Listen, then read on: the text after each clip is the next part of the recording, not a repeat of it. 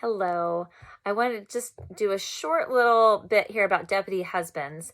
I don't really have a whole lot more to say than what you've got in the narrative text of your lecture, but sometimes it's helpful to hear it in one of these short little videos. So I want to just kind of tell you a little bit about deputy husbands, as well as give you that little bit of text that you have. So in the colonial period, when you're looking at the lecture, there's a discussion of coverture in the section under tobacco brides, right? And what coverture is when a woman gets married in the colonial period, and actually this is going to persist for much longer than that, but when she gets married, by law, she's covered by her husband. This is the idea of coverture. She's covered.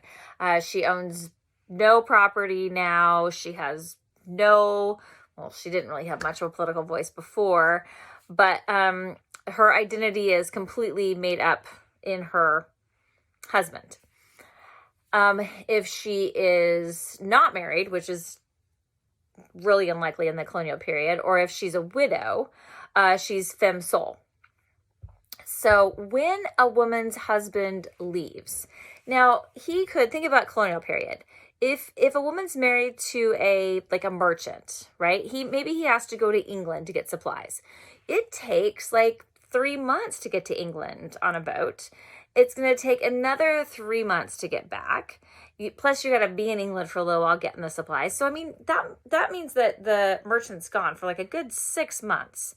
And you can't just have the economy stop for 6 months. So what they do in the instance of a husband's absence is a woman can serve as his deputy. She can serve in his place. So while he's gone, she can make contracts. She can give out loans. She can take out a loan. And when he comes back, he can't say, oh, that was a bad business decision. I'm not going to accept. No. I didn't agree that you could take out that loan. So we don't have to pay that loan back. He can't do that. If she takes out a loan when he's gone, when he comes back, they still have to pay back that loan. So whatever decisions she makes in his absence, whatever decisions she makes as his deputy, those decisions are binding. They exist and cannot be challenged by him. And so this is why deputy husbands is an example of women having some agency in spite of, where we find them in the colonial period. Now, remember, this agency only comes to them as wives. They have to be a wife to get this power.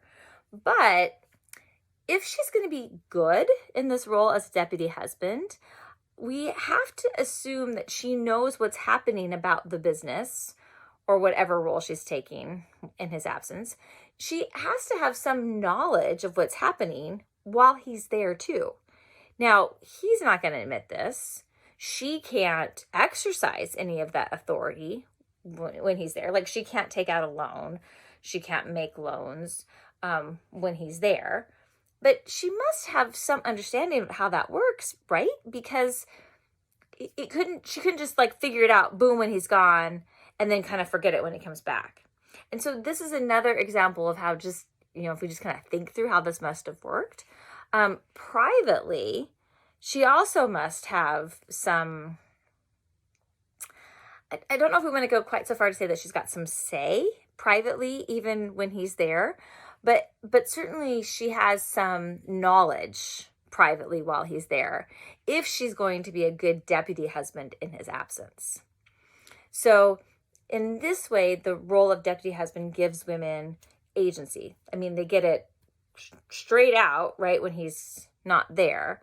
But more than likely, they're also having some, at least knowledge, if not some voice, privately, so that they can be effective deputy husbands in his absence. All right, I hope that kind of helped further elaborate on some of the text that you have about deputy husband. Again, if you've got any questions, you can always send me an email, or you can put that question in the overall class discussion board, and I can answer it there for you.